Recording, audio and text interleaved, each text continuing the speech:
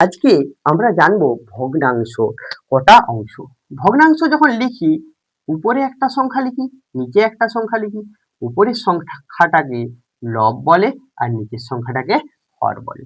এই লব আর হরের ভিত্তিতে ভগ্নাংশকে আমরা কটা ভাগে ভাগ করি? সাধারণত 3টা ভাগে, কিন্তু আমরা 4টা ভাগে করব। এখানে প্রকৃত ভগ্নাংশ, কি ভগ্নাংশ? প্রকৃত ভগ্নাংশ। এখানে তারপরে অপ্রকৃত ভগ্নাংশ,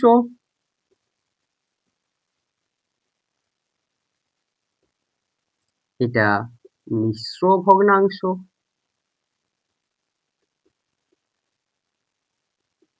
আর এটা জটিল ভগ্নাংশ।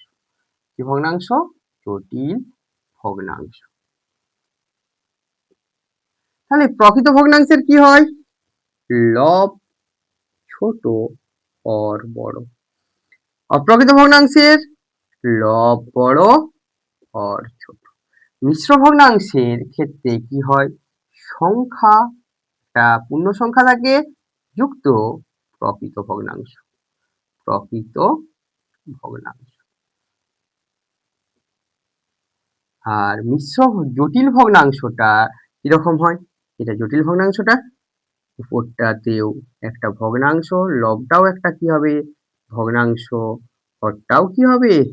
ভগ্নাংশ। এর উদাহরণ 1-এর 2, 2-এর 3। এর উদাহরণ 3-এর 2, 4-এর 3। আর মিশ্র ভগ্নাংশ 1 পূর্ণ, 2-এর 3, 2 পূর্ণ, 7-এর 9। আর এগুলো 1-এর 2, 5-এর 7। এটা হবে কি হবে? জটিল ভগ্নাংশের উদাহরণ। এভাবেই আমরা জানতে পারি।